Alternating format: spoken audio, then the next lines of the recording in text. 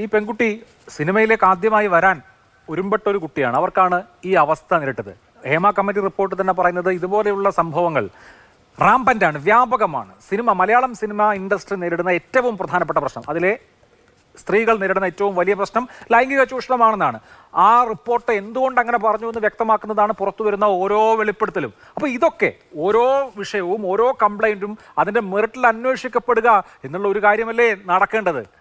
അതല്ലാതെ സംഘടനകളൊക്കെ ചേർന്ന് ആരെങ്കിലുമൊക്കെ ഇതാ ഞങ്ങളുടെ ഇൻഡസ്ട്രിക്കെതിരെ വരുന്നു എന്നൊക്കെ പറയാതെ ഓരോ കംപ്ലൈൻറ്റും ഇൻഡിവിജ്വലായി ഓരോ പ്രശ്നവും അന്വേഷിക്കപ്പെടട്ടെ, അതിൽ കുറ്റക്കാരായ ആളുകൾ ശിക്ഷിക്കപ്പെടട്ടെ, അതിൽ നീതി തേടുന്ന ആളുകൾ, ഇതിൻ്റെ ഇരകൾ, അവരുടെ അവകാശങ്ങൾ സംരക്ഷിക്കപ്പെടട്ടെ. ഈ നിലപാട് വളരെ ഓപ്പണായി മലയാളം സിനിമാ മേഖലയ്ക്ക് എടുക്കാവുന്നതല്ലേ?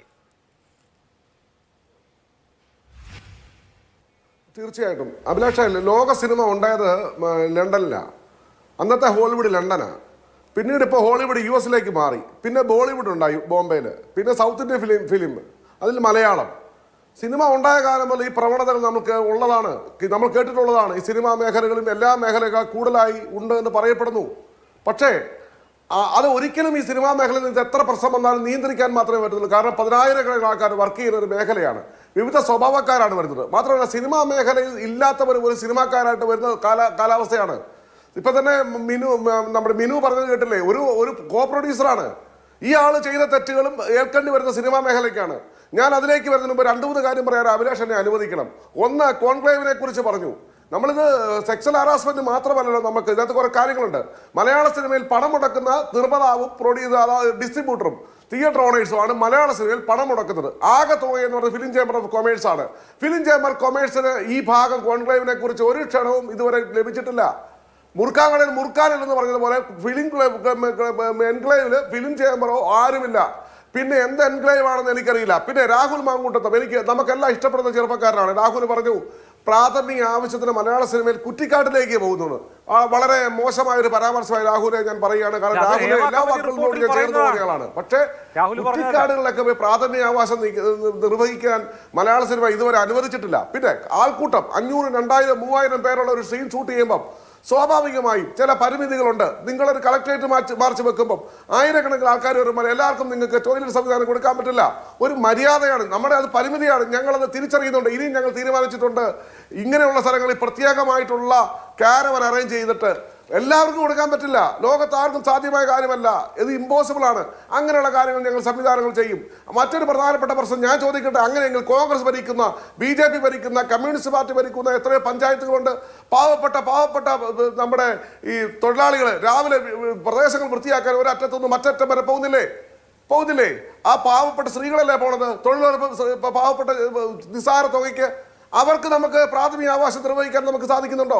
അപ്പൊ ഇത് പരിമിതമായ സാഹചര്യങ്ങളുണ്ട്. പിന്നെ മമ്മൂട്ടിയെ പോലെ ഏറ്റവും നല്ല ആലോചിച്ച് നോക്കൂ, മമ്മൂട്ടിയെ പോലെ ലോകം കണ്ട, ഇന്ത്യ കണ്ട ഏറ്റവും നല്ല മാന്യനായ സിനിമാ നടനുള്ള മലയാള സിനിമയ്ക്കാണ് ഈ അവകാശമായ പേര് കേൾക്കേണ്ടത്. പൃഥ്വിരാജിനെ പോലെ നാളുകളിൽ ഇന്ത്യ ഞെട്ടാൻ പോകുന്ന സംവിധായകനായി മാറാൻ പോകുന്ന, നാളുകളിൽ ഇന്ത്യ മലയാളിയാണെന്ന് നമ്മൾ ഓരോരുത്തരും അഭിമാനിക്കാൻ പോകുന്ന പൃഥ്വിരാജിനെ പോലെയുള്ള മലയാള സിനിമയാണ് ഈ നാണക്കേട് നിൽക്കുന്നത്. ടോവിനോയെ പോലെയുള്ള ആള് വളരെ സൗമ്യമായ പെരുമാറ്റം കൊണ്ട് മലയാളികളുടെ ഹരമായ മോഹൻലാൽ ഉൾപ്പെടുന്ന എത്രയോ നല്ല ചെറുപ്പക്കാർ, നിങ്ങൾ ആലോചിച്ച് നോക്കൂ, നല്ല ഹൈ പ്രൊഫൈലുള്ള ചെറുപ്പക്കാരികളും വരുന്ന ഒരു മേഖലയിലാണ് ഇത്തരത്തിലുള്ള ആക്ഷേപം വരുന്നത്. അത് സിനിമാ മേഖലയ്ക്ക് ആകെ ക്ഷീണമാണ്. ഞങ്ങളത് പ്രതികരിക്കുന്നുണ്ട്. ഇത്തരം പുഴുക്കുത്തുകളെ തിരിച്ചറിയണം മലയാള സിനിമ. അതോടൊപ്പം തന്നെ ഇവരെ പുറത്താക്കാൻ ഞങ്ങൾക്ക് കഴിയും. പക്ഷേ ഇതുവരെ പരാതികൾ ലഭിച്ചിട്ടില്ല. ഞങ്ങൾ ഞങ്ങൾക്ക് പോലീസിംഗ് ഇല്ല. ഈ മലയാള സിനിമ ഇത്രയാക്കുന്ന മലയാളികളാണ്. അവരോട് ഞങ്ങൾക്ക് ഉത്തരം പറയേണ്ടതുണ്ട്.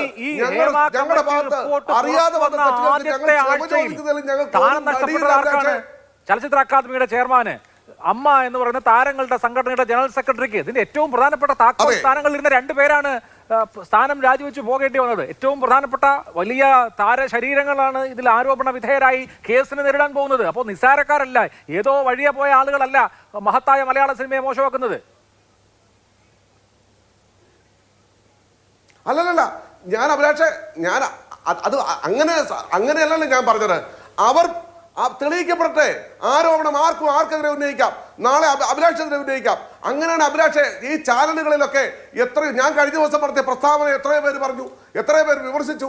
എന്റെ വിമർശനം ഇപ്പോഴും തന്നെയാണ്. ഞങ്ങളുടെ ഇടങ്ങളിൽ ഉണ്ടോ ഇല്ലെന്ന് പറഞ്ഞിട്ടുണ്ടോ? പണ്ട് വെള്ളി നക്ഷത്രത്തിലും ഞാനായാലും ഇത്തരം ഗോസിപ്പുകളും പരാതികളും ഉണ്ടായിരുന്നല്ലോ. ഇതിപ്പോ ദൃശ്യമാധ്യമത്തിലേക്ക് മാറി. ഈ മേഖല ശരിയാകണം, നിയന്ത്രിക്കപ്പെടണം. ഇവിടെ നമ്മൾ പറഞ്ഞില്ലേ, നമ്മുടെ നാട്ടിൽ ഈ സിനിമയ്ക്കകത്ത് ഏറ്റവും കൂടുതൽ എന്തായിരുന്നു ഈ ലഹരി ഉപയോഗം നമ്മൾ ചർച്ച ചെയ്തില്ലേ? അന്നേരം നിങ്ങൾ പറയരുത്, നാളെ നിങ്ങൾ പ്രൈം ടൈമിൽ ന്യൂസുമായി വരരുത്, മലയാള സിനിമ വിലക്കോ എന്നൊന്നും പറഞ്ഞ് വരരുത്. വരമ്പത്തൂടെ പാടത്തൂടെയും വരമ്പത്തൂടെ നടക്കാൻ പറ്റുന്ന അവസ്ഥ വരരുത്. ഞങ്ങൾ ആക്ഷൻ എടുത്തിട്ടുണ്ടല്ലോ. എടുത്തപ്പോഴൊക്കെ നിങ്ങൾ എന്ത് നേരെ തിരിഞ്ഞു? നിങ്ങൾ തിരിഞ്ഞിട്ട് പറയുകയാണ് മലയാള സിനിമയിൽ വിലക്കോ, മലയാള സിനിമ ഇവരാരാണ്, തബ്രാക്കന്മാരോ?